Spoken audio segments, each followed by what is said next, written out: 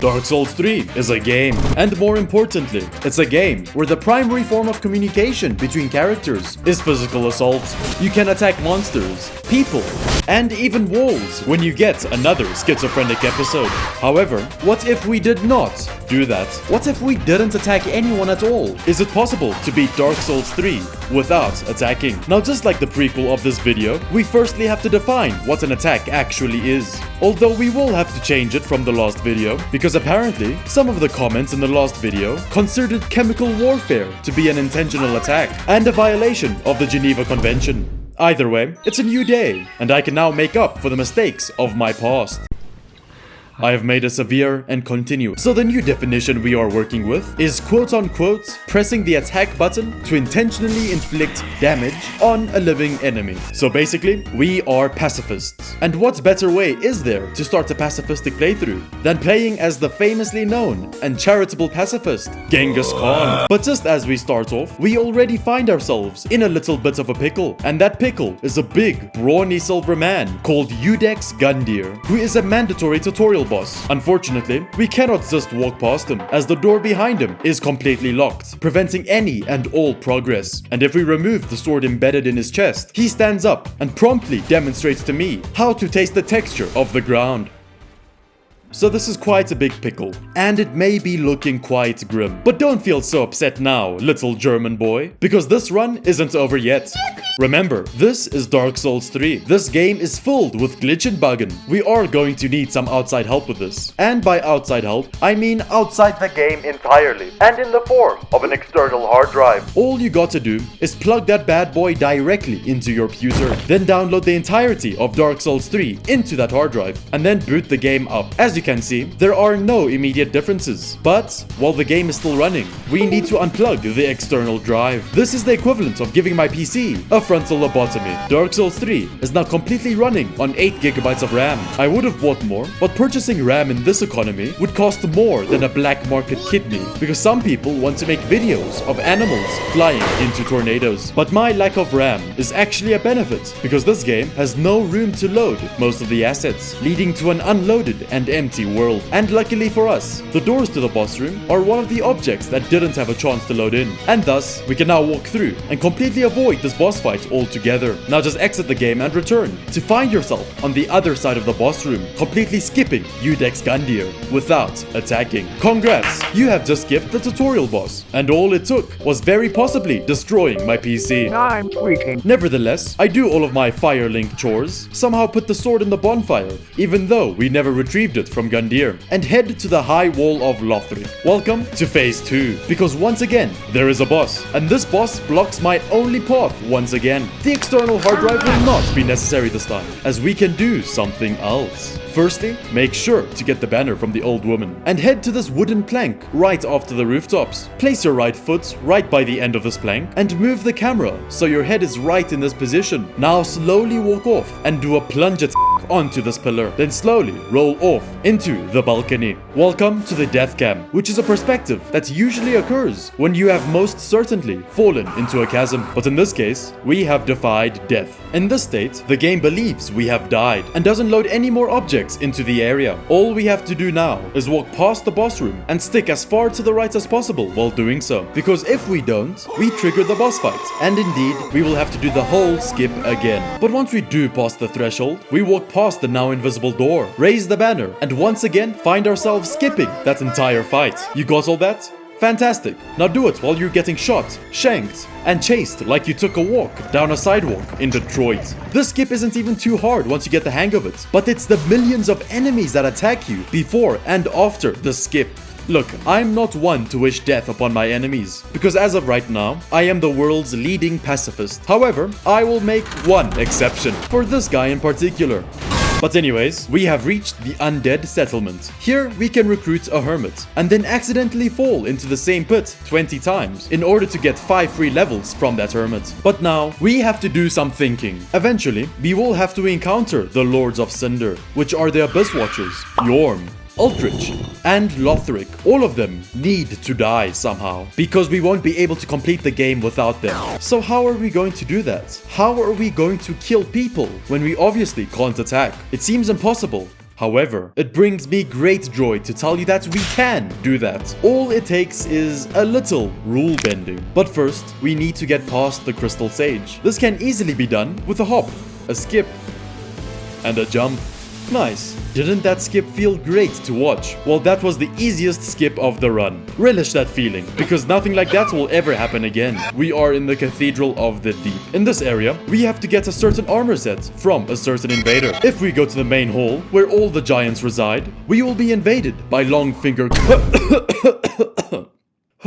See, now I don't want to say that, or YouTube's algorithm may get the wrong idea. So instead, I'm just going to low-curcuently call him Longfinger. And after having Longfinger jump directly down an elevator pit of his own volition, we can then head up to the roof and across some platforms to find myself in front of Rosaria. Next to her lies an old friend who left the Armor of Thorns set for us. This set will be our bread and butter for the rest of the run. This is because we are going to have to defend ourselves by dodging. Coincidentally, however, the myriad of rusty nails sticking out of this armor unfortunately pierced the skin of our assaulter, thus giving him tetanus. Now you'd think that 100 kilograms of pure steel rolling into you would cause a lot of damage, but think again, because we only deal 10 damage per roll. Now before you comment that this is an attack, check the fine print. The contract stipulated that only the attacking buttons would be considered attacks. Mods, lace his food with estrogen, so now we can head back into the swamp, down the ladder, watch two chunky chumps aura farm their way directly into their graves. Light 3 fires,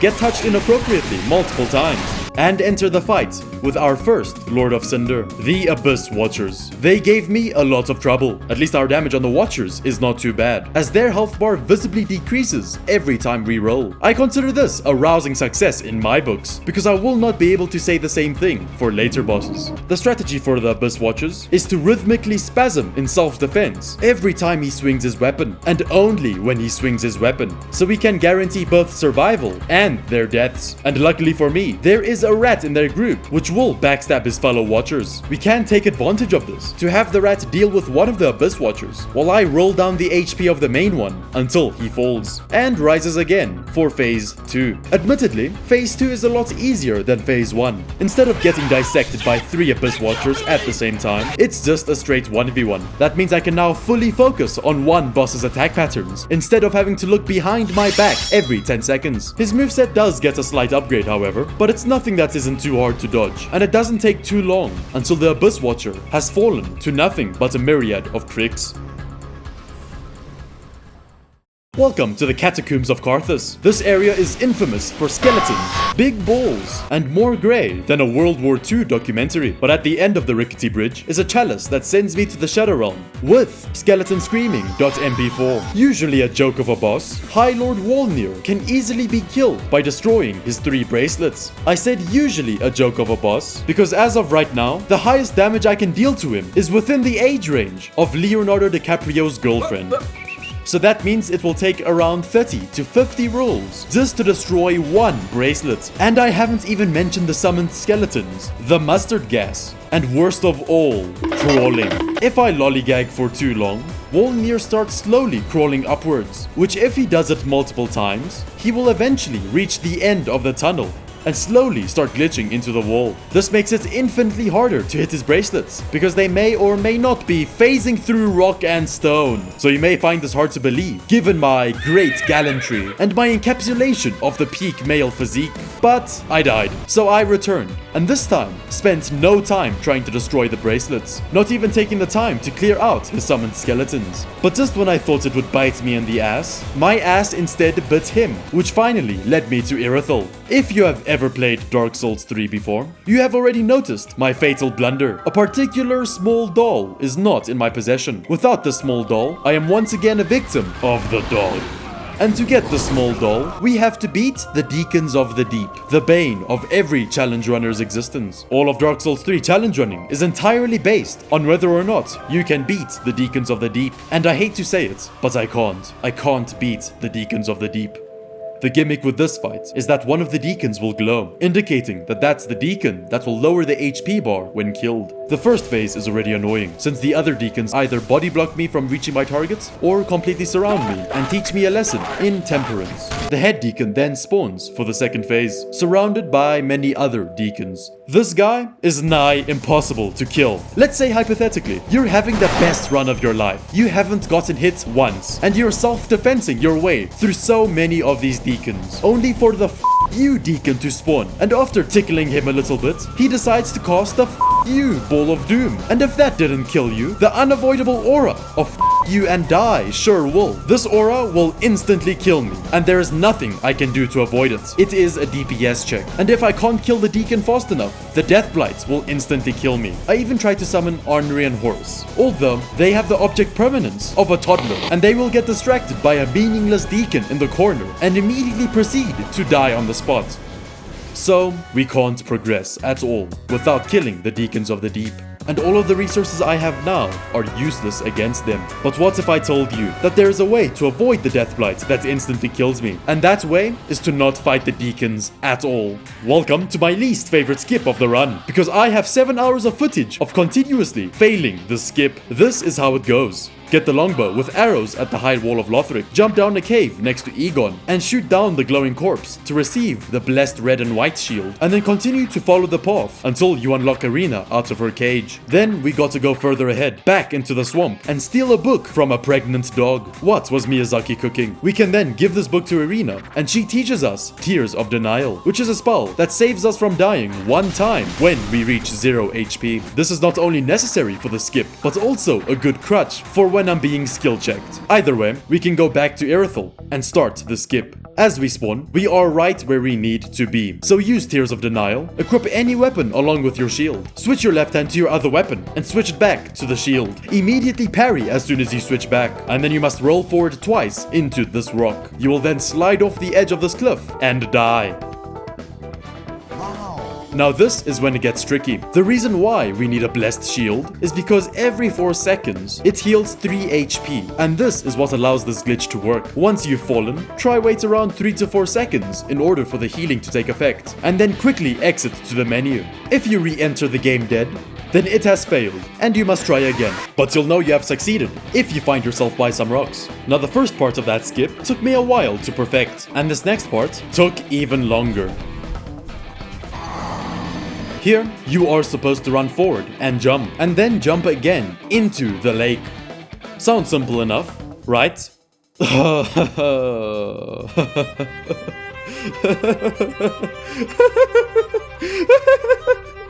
No, I wish. I swear this jump is impossible. I have died and have been decomposed into a skeleton, and I am still trying the skip. Every single time I try to jump, this one gap prevents me from completing the skip. If you even miss it by a millimeter, you fall into a little crevice and most possibly fall into the abyss. Now let me tell you something funny. I did eventually make this jump, but then I looked at my dingy second monitor to see that OBS was not recording my footage. So here's the next best thing.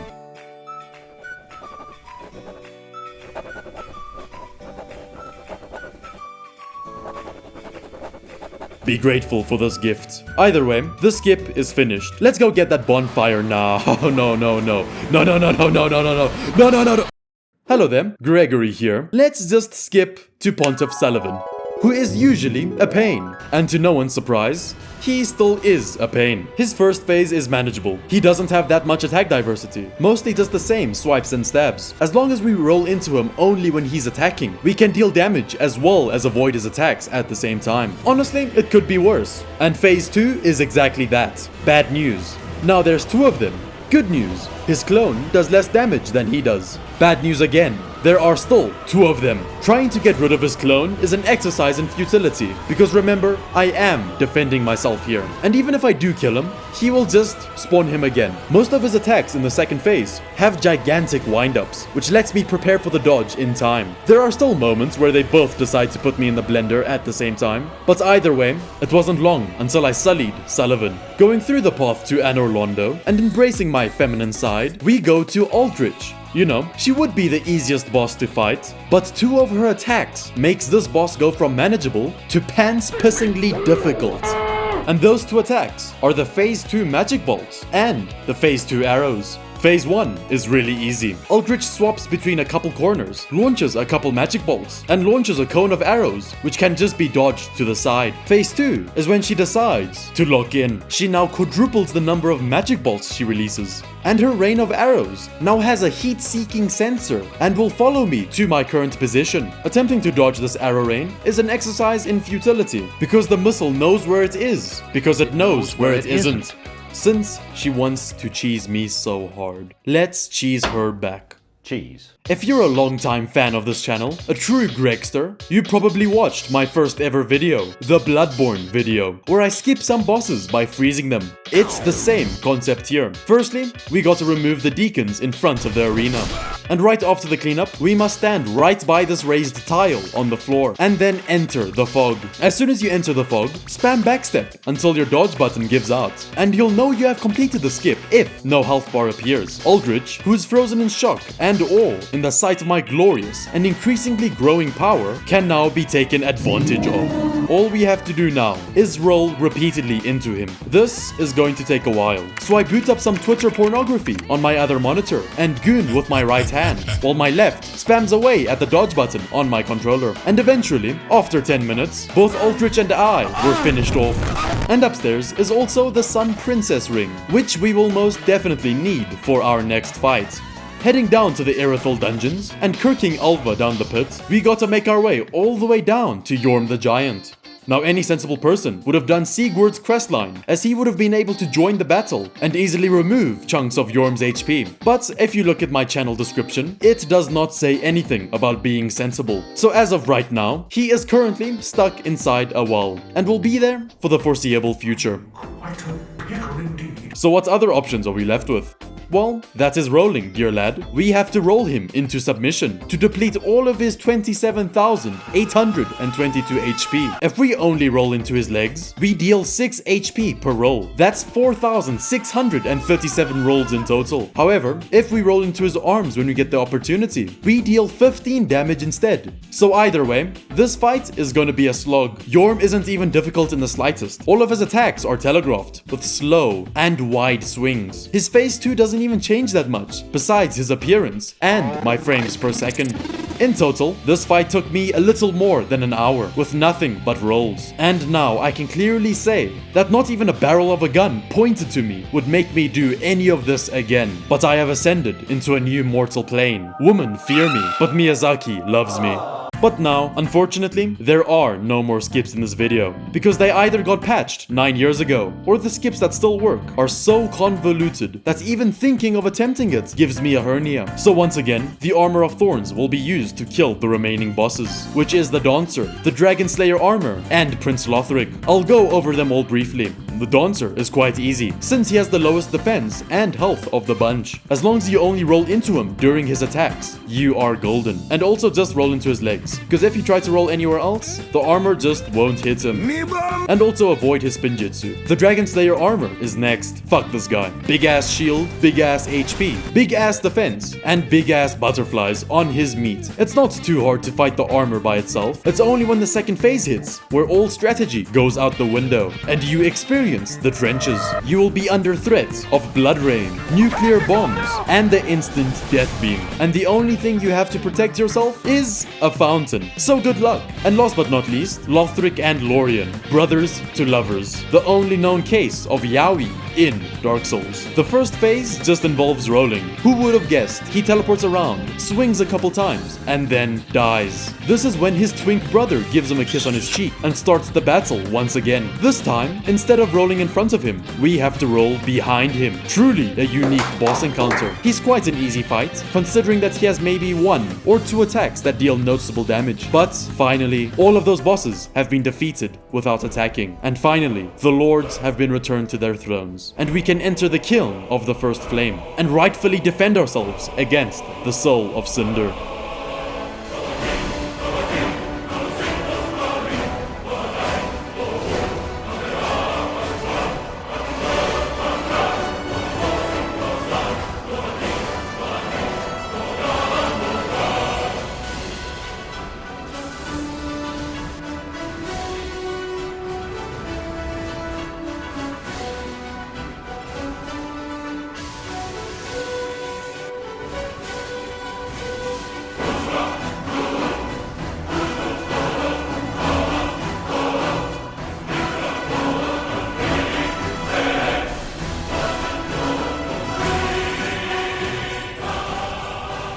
Yes, you can beat Dark Souls 3 without attacking. 30 hours of my life have gone into this. I could be learning new skills, such as learning the guitar, practicing my golf swing, or getting a job.